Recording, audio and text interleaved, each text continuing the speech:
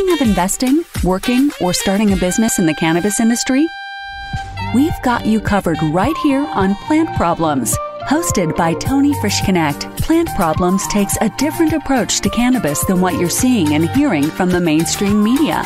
Come along with Tony and be in the know about how to invest, work, or start a cannabis business. Let's get the show started with your host, Tony Frischknecht.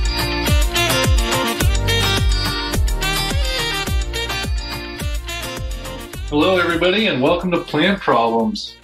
This is your host, Tony Frischknecht, and I hope you guys are doing well out there today. I am happy to announce, if you guys are not familiar, but Canada's first year of legalization has happened. The actual date was yesterday, so Thursday the 17th is when they went full legalization in Canada. So I want to congratulate Canada on pulling it off. I know it's extremely hard to do. Part of the reason why we haven't taken that challenge out of Washington, D.C., there's a lot of moving parts to this. And so I applaud them for their efforts and really to, movement in the cause of keeping this plant and learning more about it and understanding that it's got a lot of uses. So I'm happy to give them a bravo for year one. What happened in year one? Well, the Canadian stock market went through the roof. Started actually back in August of 2018 and started growing all the way up until legalization. We saw Tilray, one of the big companies out of Canada, stock started at $20, went all the way up to 300. Now I think I looked at it this morning, it was at 22. So quite a swing there. So if you were one of the lucky ones that was able to capitalize on that growth early, congratulations. There was a couple of those. That was the main one I saw. I think like most states and countries that have legalized this, the first year is really figuring out what's going on, and you're still trying to understand the regulations, and everybody's trying to do what they can to, at least I hope they're trying to do, is be compliant. Some are not. But, I think Canada had a struggle just like we had in Colorado with the thriving black market. A lot of these, if nobody's ever been to Canada, I've been there a couple times, mainly Vancouver, and you were able to purchase cannabis. I think I first went there in 2005. It wasn't legally purchased, but there was a room, there was a building we went to and a room where we were able to purchase it. No taxes, no anything. And that's been thriving for decades now. To expect 1 year of legalization to totally eliminate the black market, you're asking for a lot.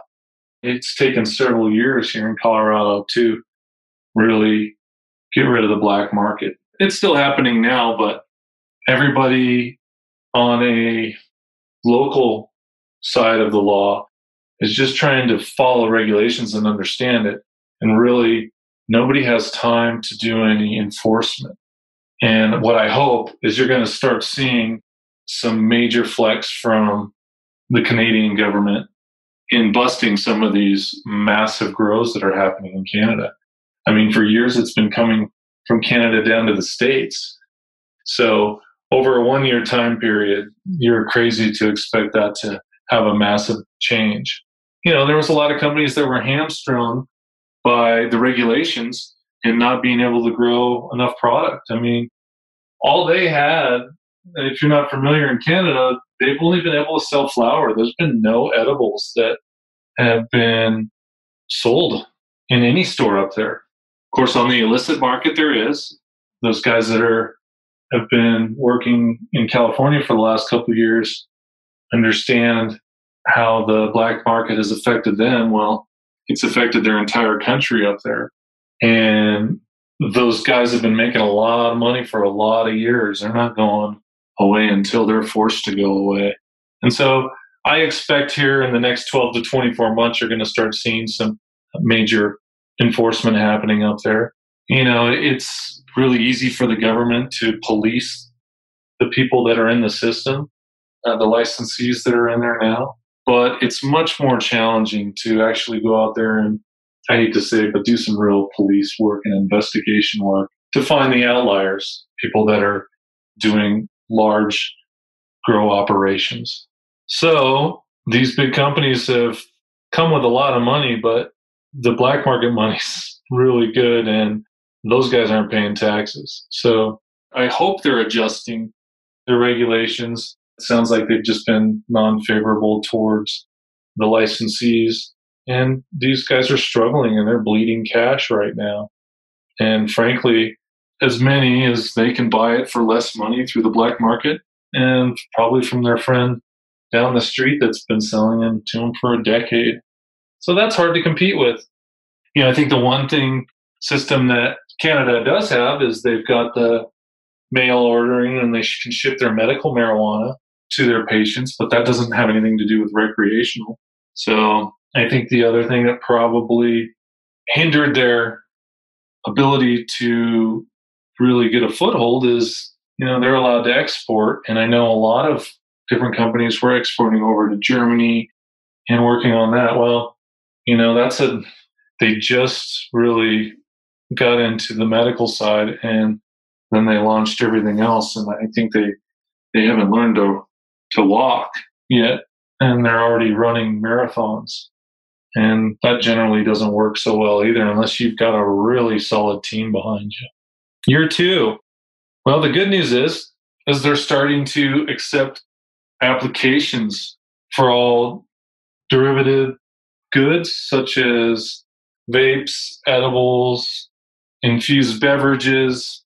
So that's going to give them a lot more opportunity to, bring in some of the recreational users. The illicit market, I doubt, has had to really create many of these products. So that will give them a foothold, or it'll give them an edge, I would say, against the black market.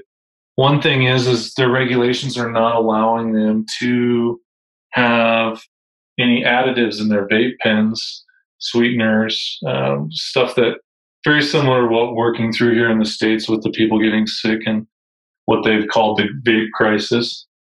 And there have also been a lot of talks about tracing that back. That's a lot of the illegal market here in the United States that's had those issues. So really has nothing to do with the legal and licensed companies that are in the US.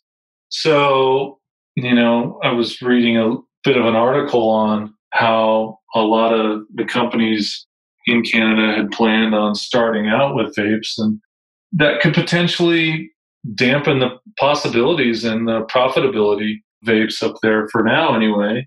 And, we also know it's not a huge market up there.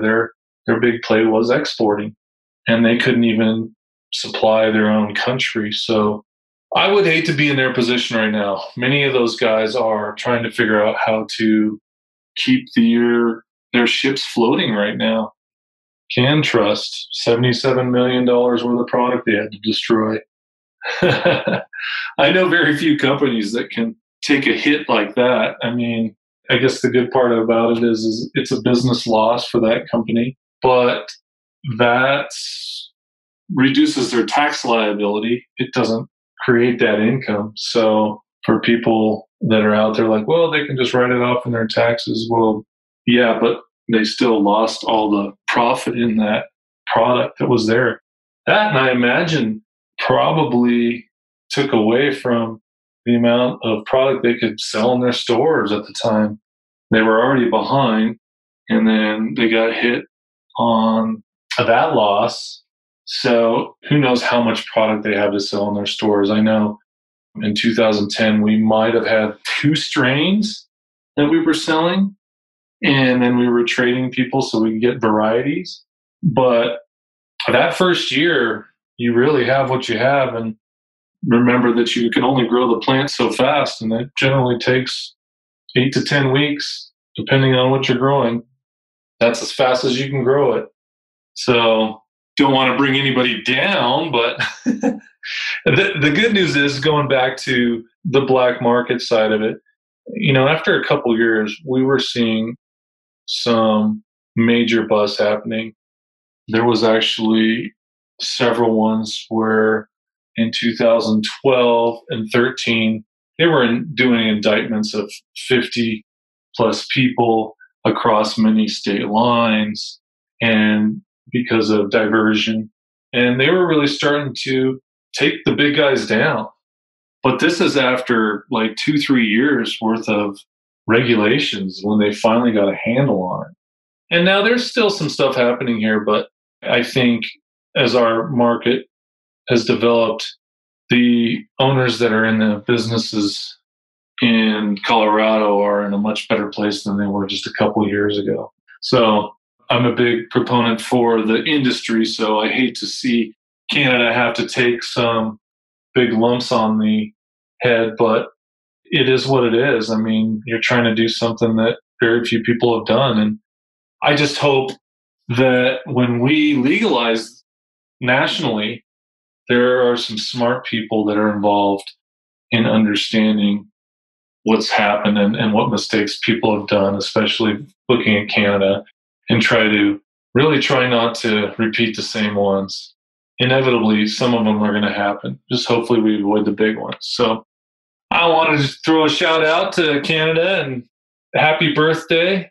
And I hope they keep pushing forward, because there are a lot of people counting on Canada to keep the movement going. And there's a lot of companies that are invested up there. And I really hate to see people fail.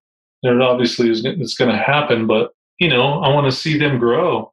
There's a lot of people that are depending on jobs now in the cannabis industry, and that's amazing. I mean, I think there's very few of us that look at that as a all-encompassing. There's a lot of people that are depending on the industry right now, and if something does happen, there's always somebody else to pick up the pieces and be an entrepreneur and take it and move it forward. So here's to you, Canada. Thanks a lot. And I really appreciate the listeners out there checking out my website, blackmarketbook.com. And I also doing some videos. I'm looking at I've got some Facebook Live videos if you want to check those out. But please, any feedback from you guys out there on some stuff you want to listen to, or people you're interested in me interviewing. I've got some big interviews coming up, so I'm really looking forward to sharing those with you. And I hope you guys have a great afternoon. Thanks a lot, and bye for now. You've just listened to another insightful episode of Plant Problems. If you like what you heard so far, don't forget to tell your friends and colleagues. For additional resources or to leave a review, head over to plantproblem.com. Join us again next week on Plant Problems with Tony Frischknecht. We look forward to having conversations with you as we go along this journey.